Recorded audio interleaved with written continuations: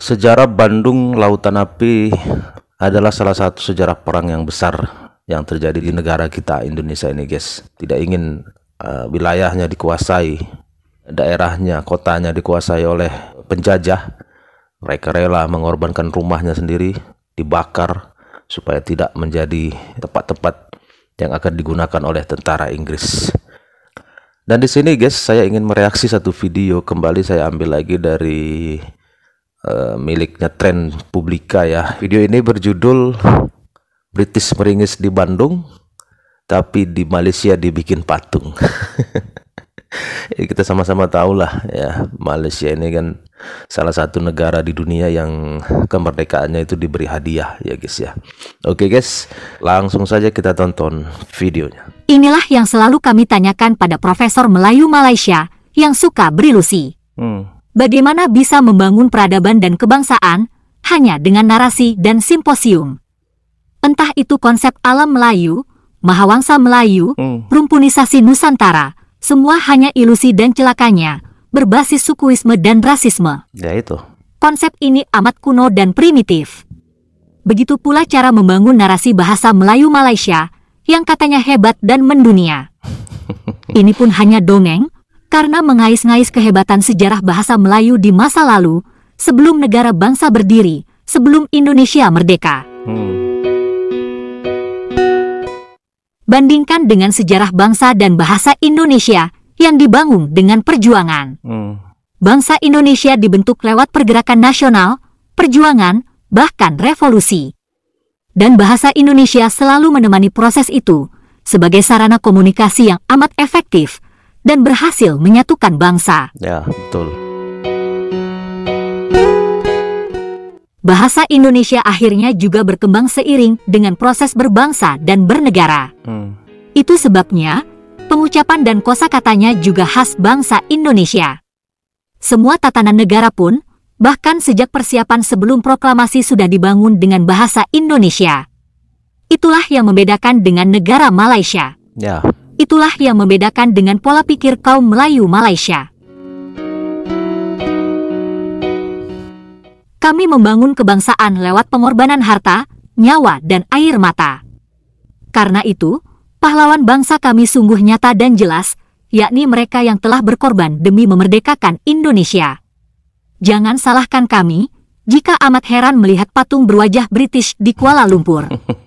Kalaupun monumen itu sebagai simbol kepahlawanan membasmi komunisme, siapa sebetulnya yang jadi korban? Mereka anak bangsa Melayu atau Malaysia sendiri. Betul. Sebagian korbannya itu justru pemuda yang menginginkan kemerdekaan kaum Melayu Malaysia. Itulah bedanya kami dan Malaysia dalam membangun kebangsaan. Musuh kami adalah penjajah, bukan bangsa sendiri.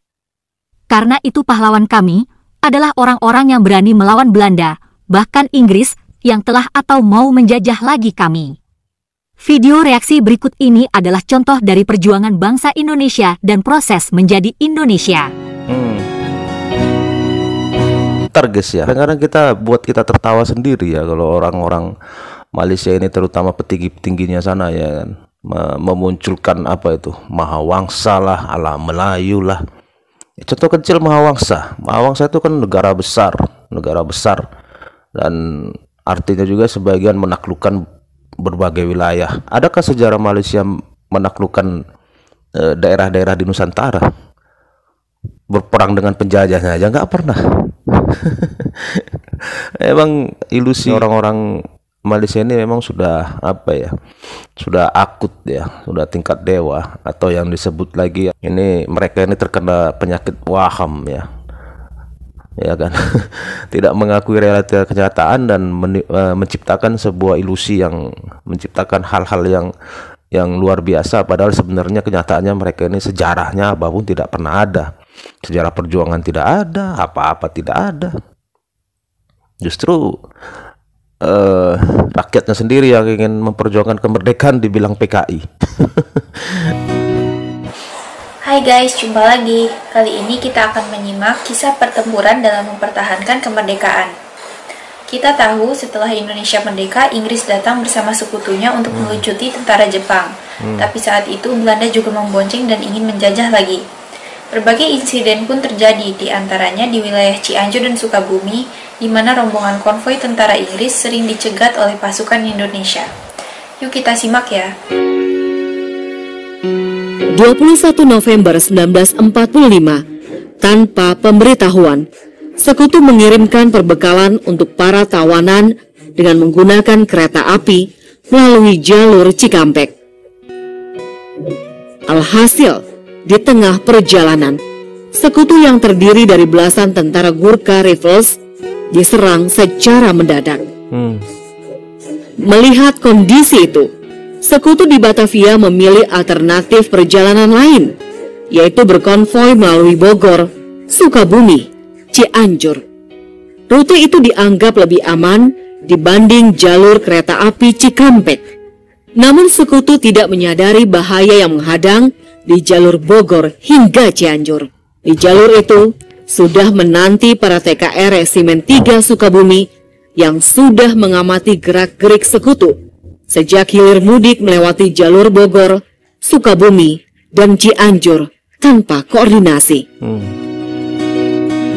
Tentara Sekutu tadinya tidak pernah berpikir mereka akan dihajar dengan dengan serangan-serangan yang sifatnya pendadakan, pencegatan, yang itu menimbulkan korban yang banyak sebetulnya di kalangan mereka.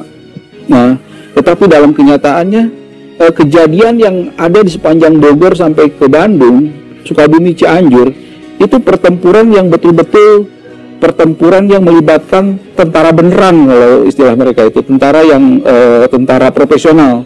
Mereka melakukan penyerangan-penyerangan dengan taktik-taktik ala Jepang, dengan taktik-taktik yang sesuai dengan buku-buku petunjuk militer yang dikeluarkan oleh Jepang. Itulah guys kisah pertempuran di Sukabumi. Selanjutnya kita akan simak kisah Bandung Lautan Api. Pertempuran yang... Di sini juga saya ingin membalas ya, tempo hari ada satu komentar ya, menurut saya geli banget sih, lucu ya. Sebenarnya komentar ini ya, saya rasa orang Indonesia ya, tetapi beliau ini sangat membanggakan negara Amerika dan sekutunya ya kan. Di sini saya ingin memperlihatkan kepada dia bagaimana sebenarnya sekutu itu mati kutu di Indonesia ini. Ya terbukti kan, mereka mencoba ingin menguasai kembali negara kita, tetapi tak pernah berhasil. Ya mendingan kalau menurut saya sih ya, mending kamu pindahlah ke Amerika. Kamu kan bangga banget tuh dengan negara Amerika dan sekutunya.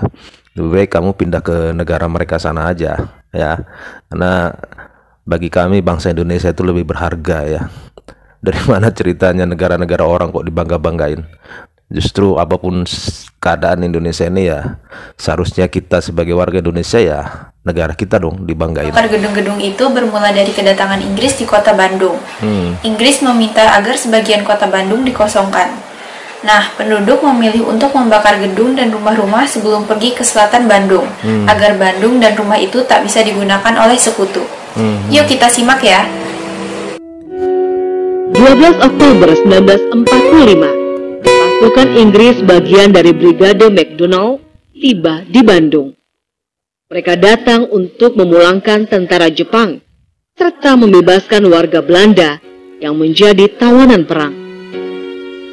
Pasukan sekutu menempati bangunan besar seperti Hotel Holmen, Preanger, Gedung Dennis di Braga, DVO, dan tempat-tempat strategis lain. Namun, kedatangan tentara sekutu bersama pasukan Belanda ini memanaskan situasi di kota Bandung. Orang-orang asing ini kerap mengadakan provokasi dan mengganggu ketertiban massa. Inggris marah.